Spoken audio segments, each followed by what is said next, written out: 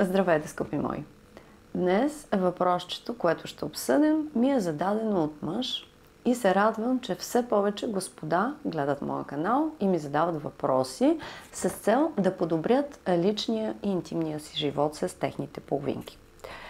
И така този господин ме попита, възможно ли е мъжът да влияе върху спермата си, като променя нейния вкус, нейния мирис, така че тя да бъде една по-приятна консистенция за дамата до него.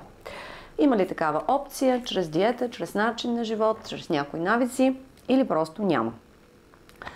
Защо този човек си е задал въпроса? Най-вероятно, ако е попаднал на дама, която след като му е правила орална любов и е поела спермата, е направила някаква странна физиономия или се е повдигнало, или веднага отишла да плюе, да си мие зъбите, на него му е станало интересно защо по този начин реагират жените. Особено ако е имал и дами, които с удоволствие искат да поемат члена, наслаждават се на спермата, гълтат я, омазват се с нея, искат си още от нея, за да си направят кожата по-свежа и по-кадифена. Има отговор на този въпрос, днес ще се опитам да го разгледам. Той е полезен и за двата пола. На моя канал са хора, които искат да подобрят сексуалните си, емоционалните си, личните си отношения и да станат едни по-добри любовници. За всички тези хора аз съм Ваня, приложен психолог от Пловдив. С радост обявявам книжките, които съм публикувала. Анатомия на мъжките страхове, мисля, че е един от хитовете от моите книги. Също така, ако желаете, абонирайте се, натиснете камбанката и разбира се, за лична консултация, телефончето ми е отдолу под клипа. Как може един мъж да разбере, че спермата му има неприятен вкус? Единият вариант е да наблюдава жените. Ако няколко подред така реагират, ясно има проблем. Друг вариант е, когато гаджето ви преглътне, да ви погледне в очите и да ви каже: абе, спермата ти е малко солена, понагорчава ми, абе всъщност на бившия му беше доста по-сладникава. Ако той е 10, ти си 7, този отговор със сигурност няма да ви хареса, но ако имате такава странна връзка, нямам нищо против. Понякога жените сами дават обратна връзка за това, което влиза в устата им. Другия вариант да разберете какъв е вкуса на вашата сперма е сам да я опитате. Аз абсолютно ви подкрепям в това. И мъжете, и жените трябва да знаят какво предлагат на партньора си като вкус и мирис. И жената може да се пипне долу, да се помирише, да оближе, да види какъв е нейният секрет. Също така няма нищо лошо мъжете да опитат спермата и да видят всъщност какво предлагат на дамата до тях. Спермата мирише и на хлор, и на амоняк, защото това са едни от основните й съставки. От какво се състои спермата? Сперматозоидите са само 1% от семенната течност. Всичко останало, това са витамини, минерали, хранителни вещества, като в големи количества има калций, плодова захар, фруктоза, лимонена киселина, млечна киселина, азот, цинк, натрий, фосфор, калий и над 200 вида протеина. 96 до 98% от спермата е вода. Нормално е спермата да съдържа много полезни съставки, защото тя пренася ДНК-то на бъдещото поколение. Спермата е алкална, pH-то й се изчислява някъде около 7. Алкалната среда предпазва сперматозоидите от киселинната среда на влагалището и им позволява да стигнат неувредени и неумъртвени от тази киселинност до яйцеклетката. Вкуса на спермата е директно свързан с здравето и хранителните навици на мъжа. Всичко, което консумирате, напитки, храни, цигари, дроги, променя миризмата на всички ваши течности. Тук включвам потта, сълзите, дори когато се порежете. Един човек, който яде много чесън, много лук, използва люти, силни подправки, се поти много различно от човек с алкална или по-различна диета. Съставки като никотин, кофеин, алкохол и много от съставките в храната въздействат върху вкуса на спермата. Също така те увеличават и нейната подвижност и гъстота в зависимост от това с какво се храни мъжа. Първият ми съвет за подобряване на вкуса на спермата, това е: измийте се много добре там отдолу. Ексфолирайте топките. Всяко място, където кожа се допира в кожа, между бедрата, между топките и бедрата, всичко това трябва много добре да се измие, защото най-често там се съдържа пот. Ако не ми вярвате, че е така, преди да правите секс и мислите, че сте много чисти, сложете си ръката между бедрата, потъркайте си хубаво топките и я помиришете. Това, което помирисвате, това ще подушва, ще ближе вашата жена. След това, ако вие сте достатъчно чист, разбира се, важно да обърнете внимание и на вашето окосмение. Силно препоръчвам да се обръснете там долу.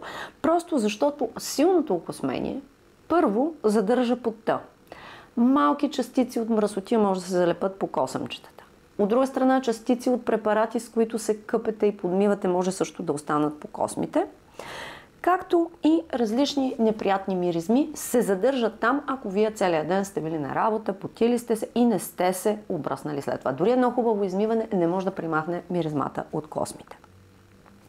Трета препоръка, за да имате една приятна сперма, това е да обърнете внимание на диетата си.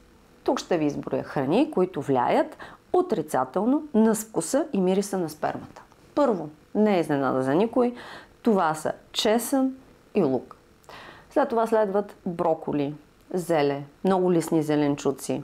Със сигурност червеното месо, млечните продукти, кофеина и алкохола значително влошават вкуса на спермата.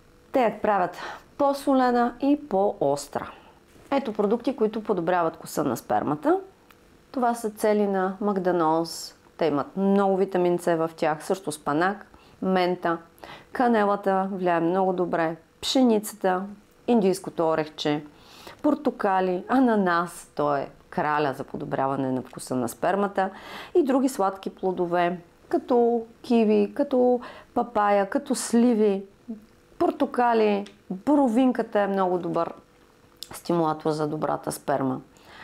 И краставици и чушки също така са в този списък. Знаете, че ако само няколко дни правите диета за подобряване вкуса на спермата, няма да има никакъв резултат, защото спермата от момента на започване на производството си в тестисите до еякулацията й трябват 75 дни. За да се усети ефекта от режима върху спермата, ще ви трябват поне няколко седмици. Ако редовната ви храна са пържени картофи, пържени кюфтета, тежки храни, червено месо, лук, чесън, червено вино, спермата ви естествено ще има тежък и неприятен вкус. Четвърто важно условие за добрата сперма, тъй като тя е 96-98% вода, това е хидратацията. Ако пиете вода достатъчно, това ще направи спермата по-чиста, по-водниста, по-подвижна и по-ароматна. Ето ви още една причина редовно през деня да поемате вода. Пета препоръка, това е, разбира се, грижете се за здравето си. Не само, че здравия човек има по-вкусна семенна течност, но той е по-желан и за сексуален партньор. И от мъжете, и от жените.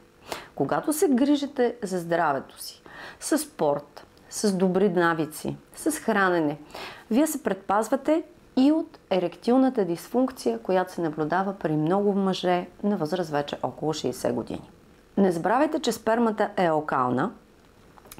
Аз лично я определям малко като миришеща на прах за пране или като белина. Никога спермата няма да е достатъчно вкусна да си пожелаем дайте днес да си хапнем сперма, но със сигурност можем да я направим няколко пъти по-приятна. Но ако попаднете на партньор или вие сами усетите, че спермата ви започва да мирише на риба или на развалени яйца, това е сигурен признак за развиваща се инфекция. Ако миризмата се засилва с времето, вероятно имате бактериална инфекция. От друга страна, ако спермата ви е сладникава и става все по-сладка, това е един от сигурните признаци за начална фаза на диабет. Ако какъвто и да е вид оттенък на миризмата в вашата семенна течност се промени, отидете и си пуснете кръвна картина и урина, защото това е един от индикаторите, че нещо в здравето ви не е наред. Разбира се, няма да забравя да отразя и стреса като фактор за хубава сперма, т.е. намаления стрес води до по-добра сперма, и също редовният и пълноценен полов живот, редовното освобождаване на спермата води до бързото й производство и замяната й с свежа нова семенна течност.